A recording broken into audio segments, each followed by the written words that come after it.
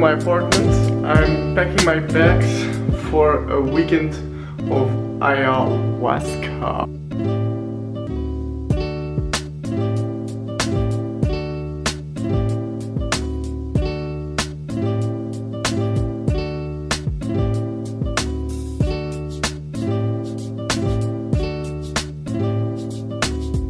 Quite the experience. I just packed my bags. Going with my roommate Steve, the legend, to the Netherlands. An ayahuasca retreat called the gewijde reis. First of all, we're gonna put our tent in the middle of nature because we didn't have the chance to book a Airbnb or anything close by. So that after a night of good sleep, we can eventually end up at the ayahuasca retreat for 2 days. And yeah, I'm looking forward to it, the insights that I will have learned, and I will definitely share them with you. Hello, good morning guys. Good morning. I'm here with my buddy Steve Crane, and after a night of sleeping in the car, we arrived at the ayahuasca retreat now, and we're both very excited to see what this experience will give to us. It's day 1 now, and today we'll just be getting to know everyone, do some hard dancing, was the name, right? Yeah, hard dancing. Just some general warming up exercises to get into trust with everybody over there so that we can have a safe trip, so to say. Yeah. Yeah, peace.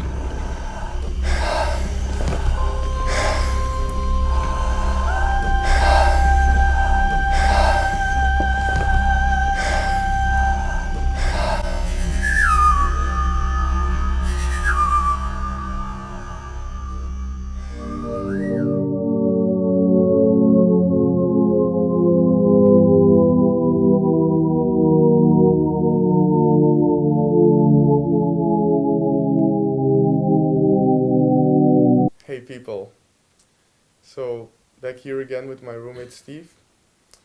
It's now 2 days after our ayahuasca trip, and I'd love to share what happened and the lessons we learned and just share the entire experience. After you saw us walking across the street going to the retreat, we got to know everybody. We did some vocal exercises to learn to express our feelings. Also through dancing we learned to express what we were feeling. That was kind of the entire first day, just some small energy work, some voice work as it was called, to really clean up the chakras as they call it by expressing ourselves. And it helped to get to know the other people on the retreat as well. So after that day, we went to sleep. I didn't really have a lot of sleep. I had a hard time getting to sleep. But anyways, the next day it was time for the actual trip. Well, basically it was 3 glasses divided over 4 hours, and then the last trip was basically 4 hours just tripping on the glasses taken. My first glass of ayahuasca was it was the most fearful glass for me. I really was shown my biggest fears, and I saw that really they aren't that big. I saw some snakes, some darkness, but as I was experienced with surrendering to the moment from Buddhism and mindfulness, it really didn't do me anything. I immediately surrendered and the snakes went away. I saw really intense visual hallucinations, although not as intense as the second glass. But I also really felt that my body was really tired and just wanted to go to sleep because I didn't sleep for the 2 days before that. I slept through the first glass more or less after that snake experience. And then the second glass was really intense, so after the first 3 hours I woke up by the tribe leader and the guides telling us that it was time for the second glass. And yeah, so there was a tribe leader, there were guides, there were 14 other people in total also sharing this experience with me, like my roommate over here. Um, and yeah, after the second glass, it got really intense for me. The hallucinations, everything. I really got into the experience, and there was music being played, which was so beautiful and intense and brought up beautiful memories for me. It really allowed me to reconnect with my inner child and heal it again, so to say, to integrate it in my current life again. So I got brought back to memories of my childhood, really warm, fuzzy feelings and memories shared with my grandparents, with my nephews. Um, just I really remembered what I was like when I was a little child, and this allowed me to play and to have fun. Really integrated that now in my heart again, that little Wout that wants to come out and play. So that was a big, big lesson for me. Another one was that I really had to learn to reconnect to my body, to really listen what I want. And so all of a sudden, during the trip, one of the guides came to me and she said, "Hey Wout, are you okay?" And I said, "Yes, yes, I just want a hug." So I hugged her, and then I asked her something. I said, "How do I know what I want?" And she said, "Go into your body. You can live in this body. You can listen to it as well. Listen to what your heart has to say." And so I'm like, okay. And I tried, and I really had trouble listening to my heart. But I went inside, and I felt my body from the inside out all of a sudden, and I could really feel what I felt from inside, from my body. And she said, "Yeah, that's it. Now you're listening to your body." I was like, wow, okay, that was really hard, but wow, okay. And yeah, so I took also that lesson with me, um, to guide me through my life, through my journey through life, on the path, to always listen to my heart. If I feel expansion, or if I feel contraction, towards the choices that I want to make. So for me, the biggest thing I got out of it was that I can allow myself to play again, that I healed my inner child. A lot of struggles and worries have gone away now, so that I can just go about expressing my own truth, always, without doubts, while taking my time to express myself. Another lesson, for example, was that I was always looking for solutions to my problems outside of me, externally, in books, asking my friends, always looking for advice, for that next thing, always on the look, always. And again, through learning to feel from my body, from inside, I saw that I didn't need that. Didn't need to read all those self-development books or non-fiction books to keep on building on myself and always looking for more.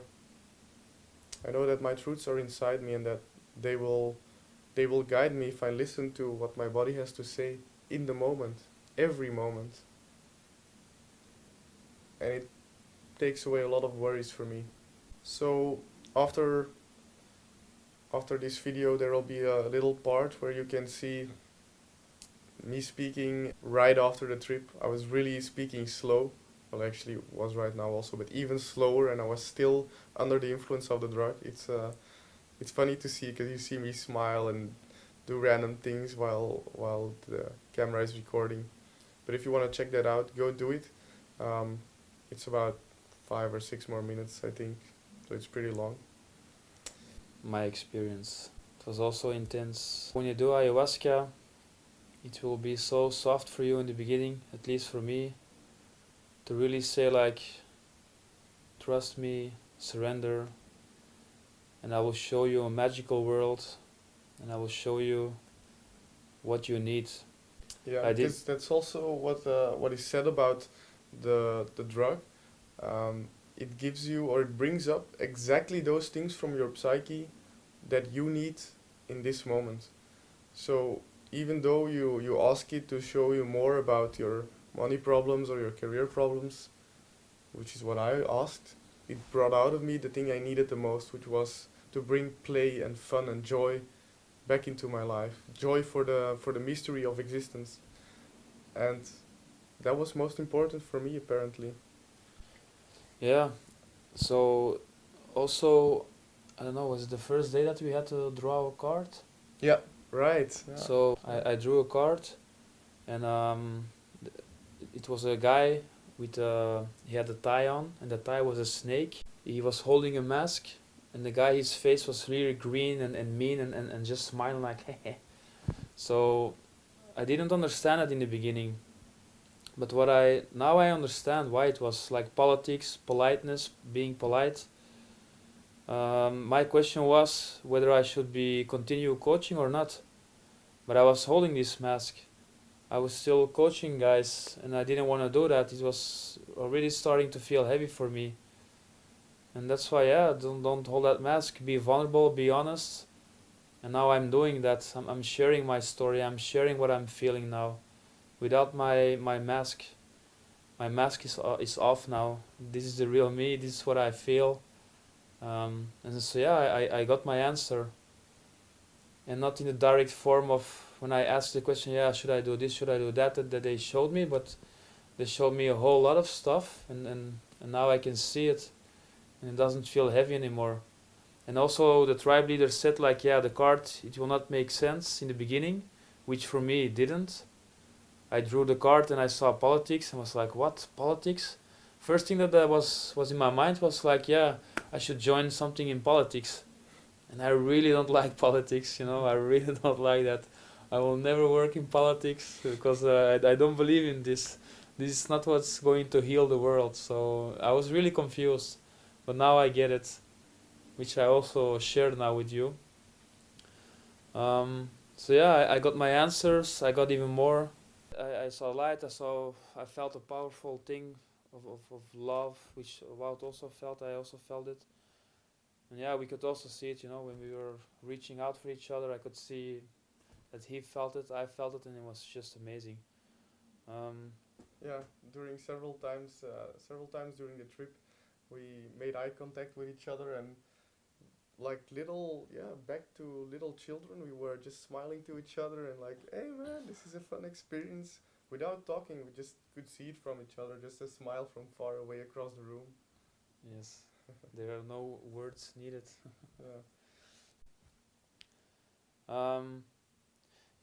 So I will not make it as long as my video, but I just want to say, look, this is our perception, what we went through, but we also saw other guys. They had it really difficult. This one guy, he was totally naked. He was dancing around, he was yelling really hard, and Wout was lying next to him. So this guy had a really hard journey. There was another older man who looked like, when we looked at him, it was like he was lying on his bed dying, and he was also shouting really hard a couple of times. It was really long. Screams of horror sometimes. Yeah, of horror. And the tribe leader really had to assist him.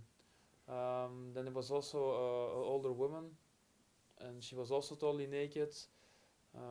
It's also. Then there was a girl, a woman lying next to me. She also was crying all the time, but then afterwards she was smiling, so she also felt the bliss. So what I just want to say is, it can be different for everyone. You can see your most dark side, or you can see your most loving side.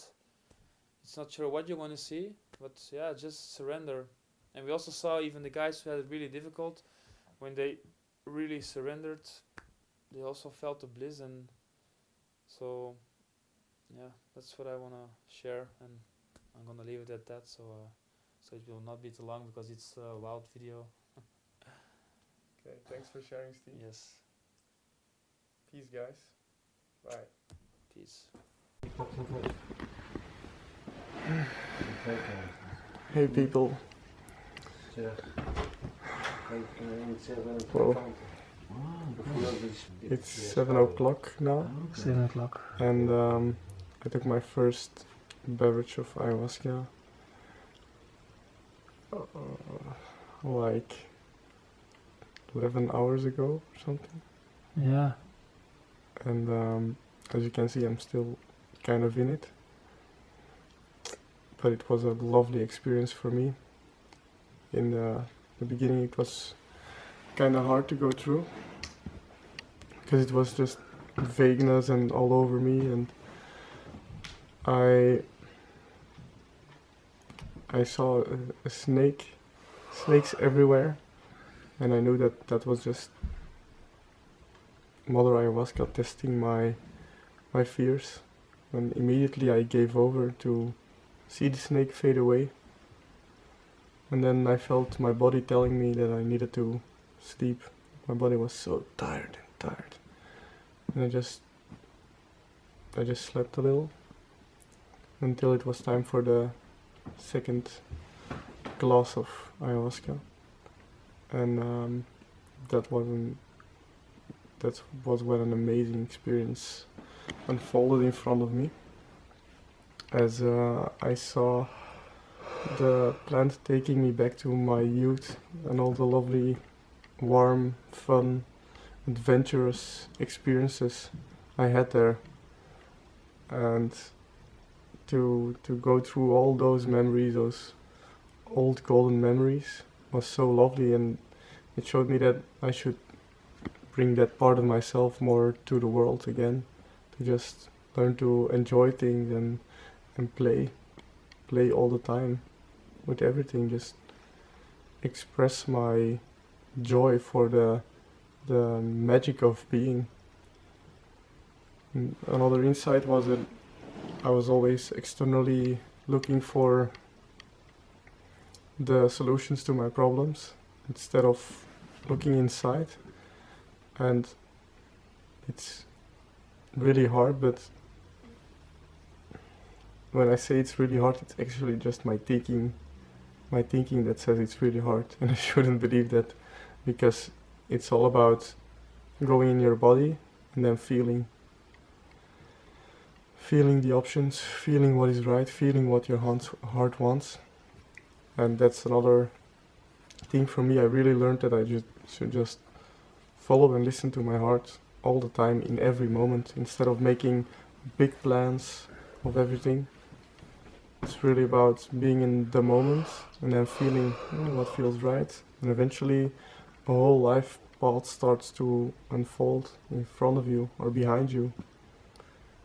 But it's just always recentering to yourself and being true to what you feel. That will ultimately guide you to your best life, I feel. Yeah, and as I got back into those childly memories, it immediately started expressing itself. Like, I have some notes. I will see if I can share them. One of the things I wrote down is money. We're not doing that. We won't play the money game. Yeah, and then just in very big letters I have adventure. Just adventure. Life is one adventure, and it's just about being curious of the mysteries and the experiences that it brings you. And heaven can be here on earth as well, if you just allow it to be and allow every mystery to remain a mystery and enjoy that it is.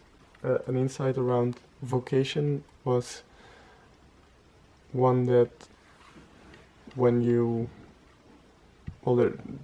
can have so many different ways to express what is inside you, your soul. For example, there are painters who want to express the beauty they see, photographers who want to express the beauty they see, or the certain feeling, really express it. And the better you can express that feeling or vision, or what express your soul perhaps, the better that it comes out externally for other people to enjoy as well. So yeah, you can do that with writing or with teaching about your favorite subject, or so many different forms of expressing that ultimate soul truths, so to say. Well then, I think I've ranted about enough now. It was an amazing experience for me. Well, might do it another time again.